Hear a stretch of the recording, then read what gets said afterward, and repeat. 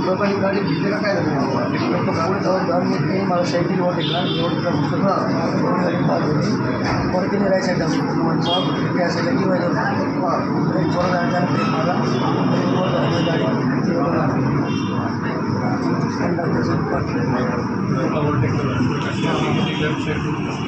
काय साईडला वाटेल ती पण माझी साईड काय माहिती मला यापर्यंत आज सकाळी वसई जळगाव वसई अशी महामंडळाची बस निघालेली होती आणि सगळे जवळपास 9च्या सुमारास चांदवड शहरामध्येच जवळच मोठा भीषण अपघात झाला. एक ट्रकला ओव्हरटेक करत असताना पुन्हा ट्रकने गाडी मध्ये घातली आणि मग डिवायडर आणि ST दोघांमध्ये त्या ठिकाणी घासली गेली आणि ॲक्सिडेंट झाला.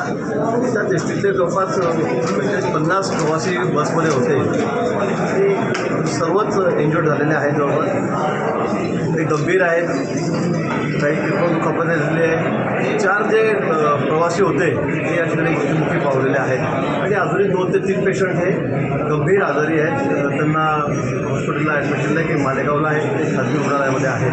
पण 4 कॅज्युअल्टी 4 डेथ या अपघातामध्ये झालेल्या आहेत. तर मी या ठिकाणी येऊन पाहणी केली. सकाळपासून सर्व पोलीस अधिकाऱ्यांची प्रांत तहसीलदार डॉक्टर सगळ्या ठिकाणी कामाला लागलेले आहेत. सर्वांचे त्या ठिकाणी शुश्रूषा होते आहे.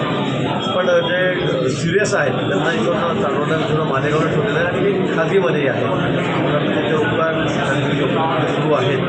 अजूनही काही गरज असेल तर हायर सेंटरला पाठवण्यासाठी आपण त्या ठिकाणी पाठवतो. जवळपास या महिन्यामध्ये 5 ते 6 अपघात झाले. मोठ्या अपघातापैकी 2 गोष्टी प्रदर्शन होते. एक म्हणजे वाहन चालकाचा वेग जास्त असतो, बसची संख्या ही बरी मोठ्या प्रमाणात मोठे मी आता ड्रायव्हर विचारलं की आपल्या समोर या ठिकाणी मी आपल्या समोर त्यांना विचारलं ते म्हणजे ट्रक चालली होती आणि तिला ओव्हरटेक करत होतो आणि ट्रकने अचानक पुन्हा गाडी उजव्या बाजूला त्या ठिकाणी घेतली आणि त्यामुळे एका बाजूला डिवायडर होतं, एका बाजूला ट्रक होती. म्हणजे दुर्लक्षामुळे जे झालेलं आहे. म्हणजे तिथे किती हळू का जोर बसले हा विषय नाही आहे, पण एकदा साईड दिल्यावर किंवा त्याचं लक्ष नसेल आणि जागा असेल स्पेस असेल आणि म्हणून बसवाल्यांनी तिथे ओव्हरटेक करायचा प्रयत्न केला आणि ट्रकने पुन्हा गाडी राईट साईडला वळवली. त्यामुळे डिवायडर आणि ट्रकच्या मध्ये ती गाडी घासली गेली आणि त्यात हा दुर्दैवी प्रकार त्या ठिकाणी घडलेला आहे. आणि खरोखर तशी दुर्दैवी घटना आहे की 4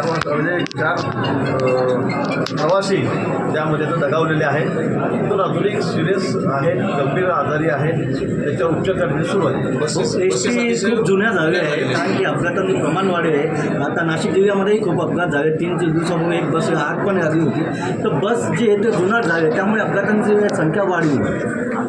आजची परिस्थिती बघता मी आपल्याला पुन्हा सांगेल की ट्रकच्या चालकाच्या दुर्लक्षामुळे हा प्रकार झालेला आहे.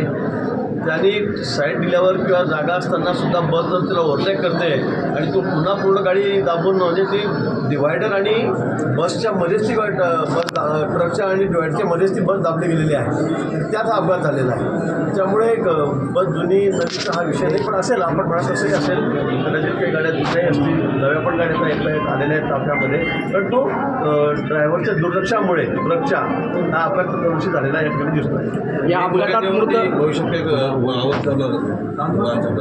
नाही तो वाहन चालकांना ट्रकचा आता लोडेड ट्रक होता म्हणता येईल तर स्पीड किती असेल किंवा बस एक भरलेली होती तिथं ट्रक एकदम म्हणजे मला नाही वाटत की फार 100च्या स्पीडने बस चालली असेल का काय असेल. आता चौकशांतीच कळेल. परंतु ट्रक ड्रायव्हर जो होता त्याच्या दुर्लक्षामुळे त्यांनी मागे असं बघितलंच नाही की अर्ध्यापर्यंत बस आलेली आहे.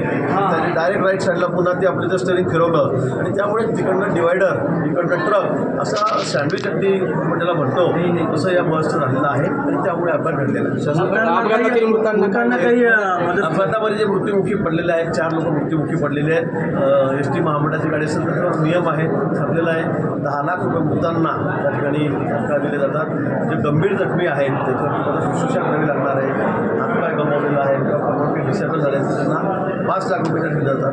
अजून तशी पर्सनी बघून त्या ठिकाणी त्यांना 2 लाख 2.5 लाख अशी मदत त्या ठिकाणी केली जाते. पण निश्चित या सर्व रुग्णांची काळजी आम्ही घेतो आहे. मी सकाळी मला नाशिकला तुम्हाला कळाल्याबरोबर मी सर्व डॉक्टरांशी बोललेलो आहे, सर्व अधिकाऱ्यांशी बोललेलो आहे. डॉक्टर सगळ्या पद्धतीने आम्ही काळजी रुग्णांची या ठिकाणी घेतो आहे.